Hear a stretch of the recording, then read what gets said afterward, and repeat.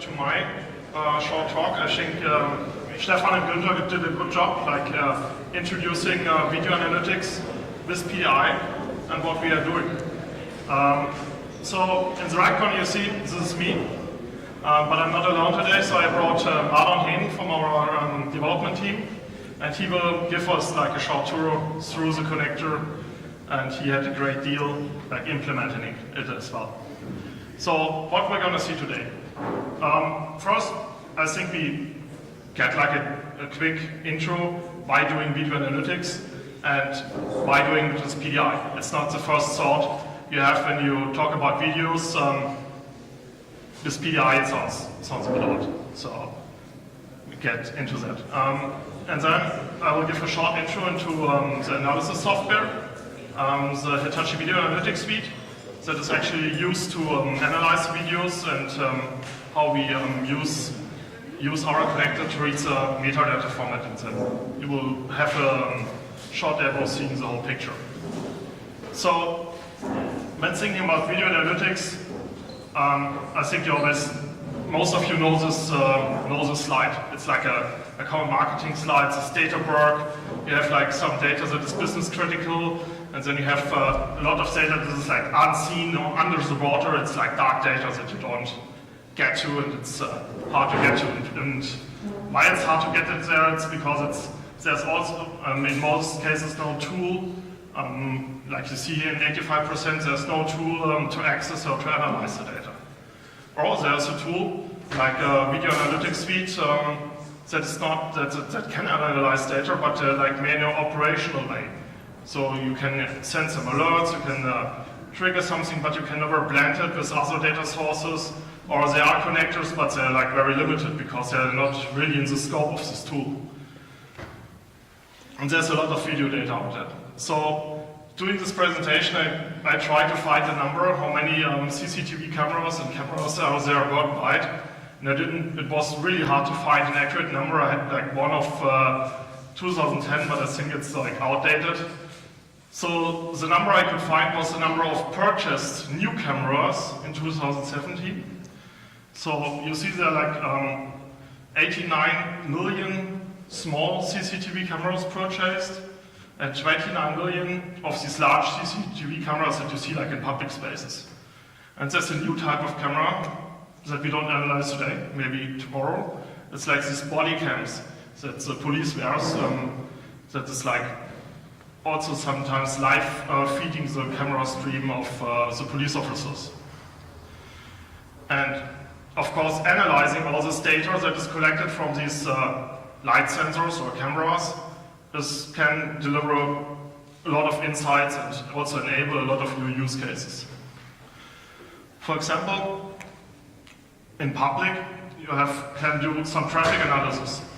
So you can analyze how the traffic patterns are, where the people are going at specific hours at a time, just using the cameras that are already there.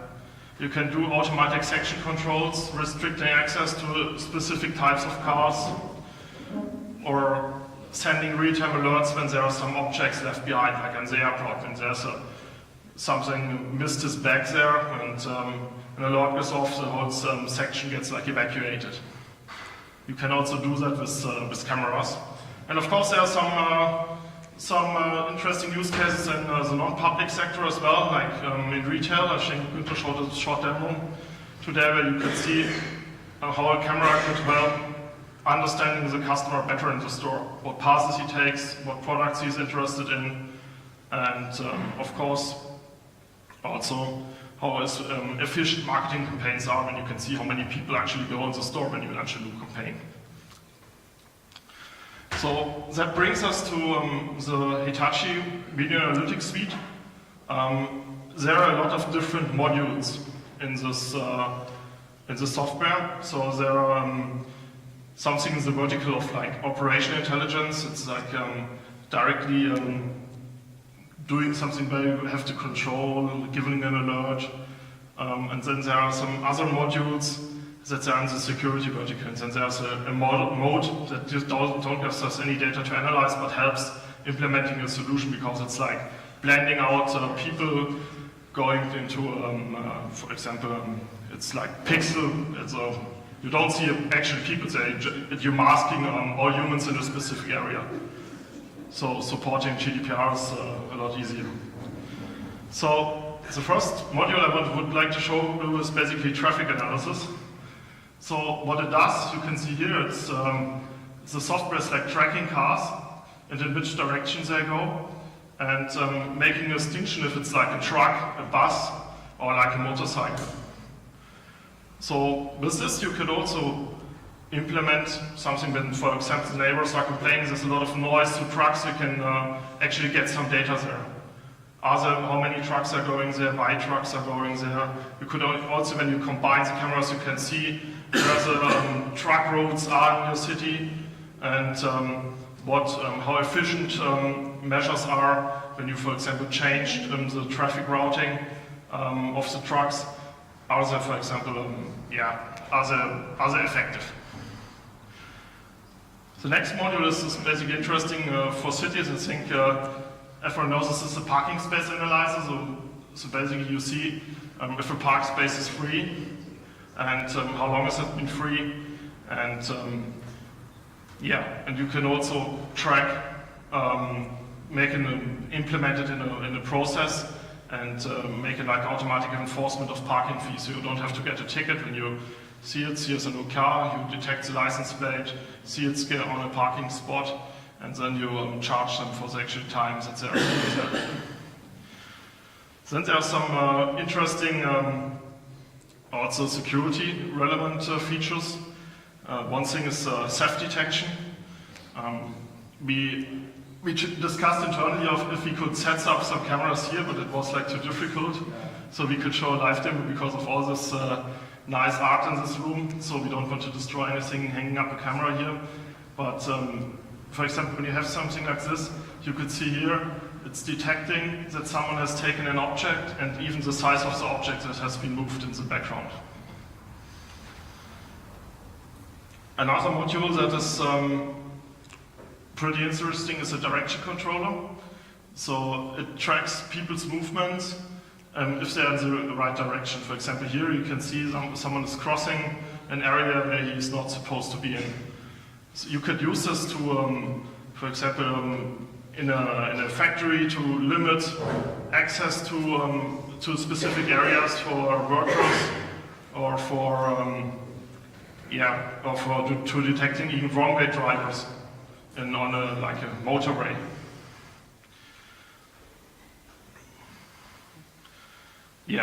Queue detection. I think everyone has been at the airport. I think on this beamer here the quality is a bit bad, but you see, it's not about this one here. It's like actually enhancing the privacy, because it's like reducing the resolution of the humans here. And you could see here an alert when a specific queue has reached a threshold. For example, the waiting time is like 5 minutes, and when it's over this predicted it's over 5 minutes, it will trigger an alert. So we can enhance more business processes here. Another thing that's pretty interesting is when you combine specific modules. I think you have seen the slide before. For example, counting people and seeing what actions they're actually doing in the store. So you can see here patterns of people moving around a shopping mall and tracking how many people go in there and in what directions they're going. But I think what you're asking you now, how does PDI fit in here? So you can see it like when you look at this high-level architecture. We have here some video streams that go into the Hitachi Video Analytics suite. They get analyzed here, and they produce some events. And they have multiple ways how to produce the events. One way is they generate a lot of file-based logs.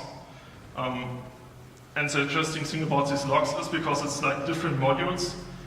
We believe, no offense, I think different teams were involved creating this module, so every log for every module is different and doesn't follow like a common pattern. So it's a classical data challenge, and we wanted to make it easier to read these logs using our connector.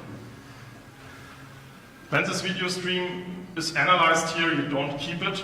Normally on the Video Analytics platform, you make it in a video management suite where you store like large amounts of video data and historical video data, for example, half a year of video data, a year of video data, and you only access it on demand.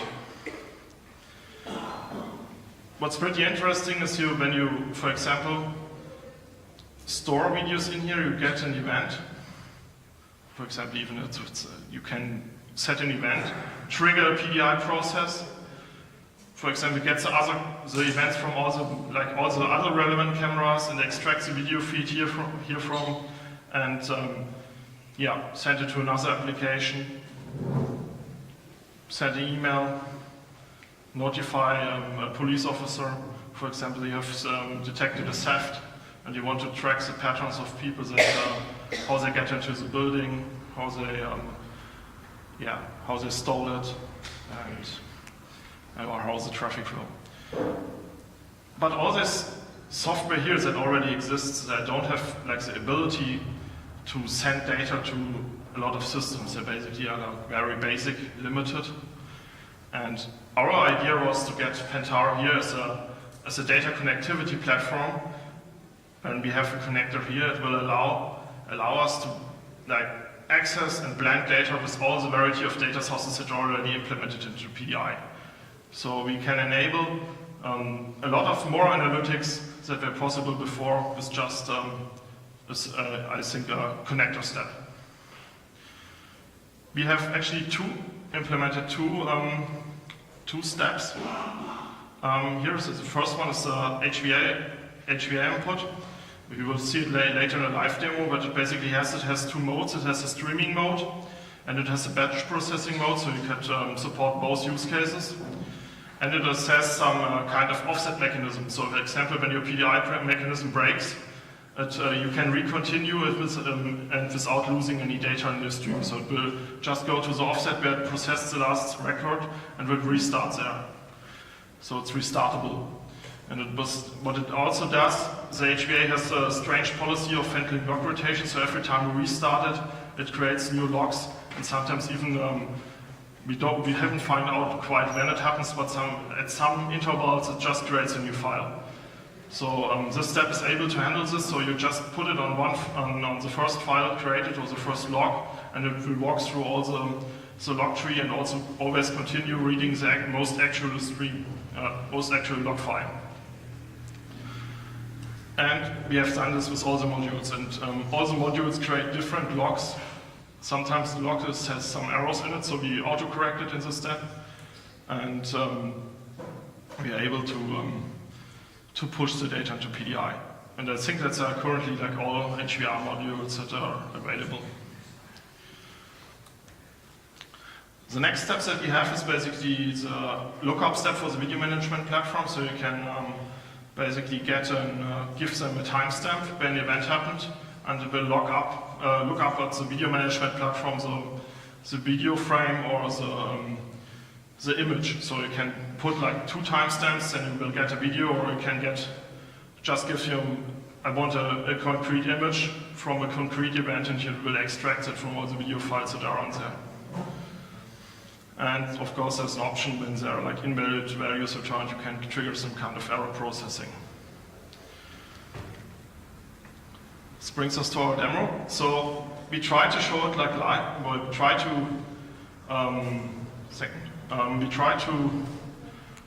show it like all live, but we noticed that streaming videos using remote desktop protocol is not a good idea here in this room. So I will show you the beginning of the video, and then Marlon will overtake, giving you a deep dive into the demo. So what we will see here is we have implemented a use case of automatic section control, where a car is approaching an area that is restricted, and it will trigger an alert, and this license plate will be read, and it will look up the license plate in an SAP system. For example, if this user is allowed to enter the area. The use case where it's like getting more and more traction is, I'm not sure if it's like just a German thing, but Like when all this Dieselgate at Volkswagen, there are some areas, at least in Germany, where you're not allowed to drive in with a new diesel. This would be a pretty simple way to implement such a solution. So it basically scans the license plate, check if it's like allowed to enter the area, if it's like a new diesel, if it's so it's okay. And if it's not, you can automatically trigger an alarm or even fine the car. So,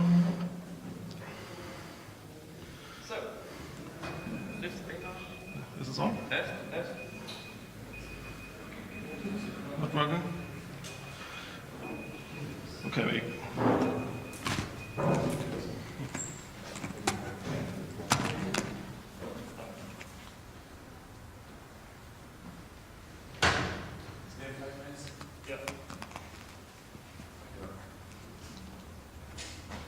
Test. So, we start off with the HVA input step at the beginning.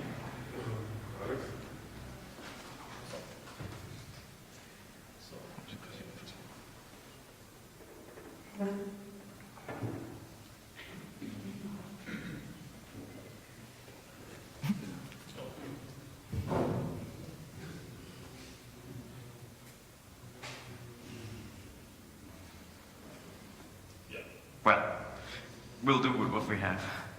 We start off with the HVA input step. In this step, we selected the license plate recognizing. We give it a file name, a delimiter. In this mode, we will be using the batch mode. Since this is a demo, we can, to make it easier on us, we're using batch mode, not streaming mode. We support all file encodings. So if the file is saved in whatever encoding, we can read it in set encoding. Storing and saving offset only makes sense if we're using streaming mode, so all these options are disabled in the batch mode. We are only interested in when it happens, so the local time and the license plate number, so we're only giving out those fields. It has a bunch more fields, but we're only interested in those two right now. We have an advanced tab, which is solely for the purpose of more streaming options. Since when we're starting with streaming, normally we start from the bottom. But we can say we want to start from the top of the file and read it and then tail it for new entries. We can also select this target here, which says switch files in case the HVA generates a new file output. We just switch to it and then begin from the top and read it through and continue to read it for new entries. This is, in here we read the license plates from the SAP system, we blend it together, and then we look up the image from the HVMS system. Here we give it a system, since it's a bit more complex to get the data from the HVMS than it is from the HVA. We give it a local time. In this case, we only want the image, not the video, so we only give it one timestamp. If we were to give it two timestamps, we would get the video in between the two timestamps. And then we give it an output field. The HVMS lookup step is configured in a way that it will save the image to a file and will pass along the string or the location of the file in the system. We've done it this way because we had some issues with PDI handling these large image files or video files, so we decided to push it off onto the file system and pass along the path, which is here the result file. We have some optional output fields. This is the status, if it was successful. We have the time it took to get, and we also have the option to cancel null values, and sometimes the HVMS is so slow that the response won't arrive in time, so we can say, normally our step just continues since it's intended for streaming mode and we don't want to cancel on streaming mode, but if we want to say, if any error occurs during the runtime, we can click this or check this checkbox and it will cancel the step.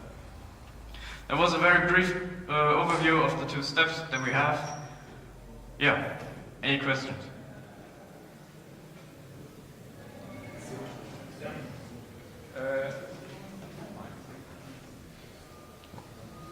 As far as I understood, you were only working on metadata of the real video data. Is the other way around possible? So when you look up the video frame by a picture? No. Okay. So basically, it would be possible when you have the HVR analyze the picture, and then you can look it up in the graph, so you can see if there's a picture has occurred there. The Hitachi systems, they already process the video data, and the metadata of it can be used in Pentaho. Yeah. Okay. Good. Any other question?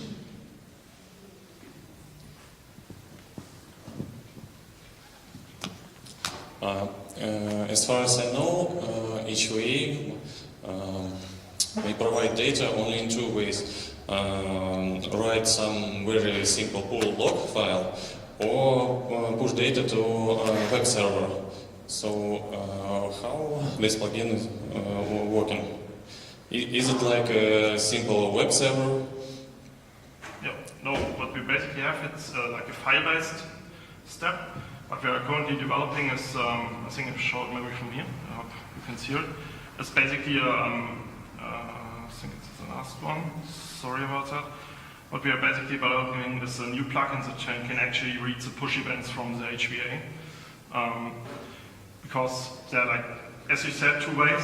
We first support the file-based way, that's the first step. And in the next quarter we will support a plugin that can read the HTTP push events directly from the control module. We also will implement some way of transactional mode. So actually, you know, an event has been read but not processed. So you basically have a transactional mechanism that when an event is processed, it will reset the transactional trigger and make sure that no data is lost when it's been read and crashes into a later stage of the transformation. Thank you.